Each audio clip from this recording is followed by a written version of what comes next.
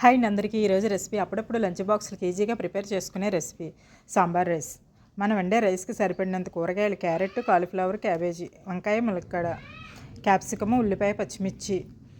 చిన్న ముక్కలు కట్ చేసుకొని ఉంచుకొని ఒక గ్లాస్ బియ్యంలో పావు గ్లాస్ కందిపప్పు వేసి కుక్కర్లో ఉడికించి తీసుకొని చింతపండు రసంలో ఉప్పు, కారం, సాంబార్ పౌడర్, పసుపు, ధనియాల పొడి కలుపుకొని పక్కన ఉంచి ఇప్పుడు పాన్లోని కాస్త నెయ్యి వేసి మినపప్పు, ఆవాలు, జీలకర్ర, పచ్చిమిర్చి, వెల్లుల్లి, కరివేపాకు, కాస్త ఇంగువ వేసి దానిలోనే పైన కట్ చేసి ఉంచుకున్న ముక్కలన్నీ వేసి మూత పెట్టిన తర్వాత మెత్తగా ఉడికించిన తర్వాత రైస్ వేసి కలుపుకొని చింతపండు రసం వేసి 10 నిమిషాలు మూత పెట్టి ఉంచి తీస్తే ముక్కలు ఉడికిన తర్వాత ఉప్పు, కారం కరెక్ట్గా ఉన్నది లేనిది చూసుకొని ఉడికించి తీసిన రైస్ వేసి ఒక గ్లాసు వాటర్ వేసుకొని అంతా కలిపిన తర్వాత ఫైనల్గా కొత్తిమీర వేసుకొని ఒక ప్లేట్లోకి సర్వ్ చేసుకుంటే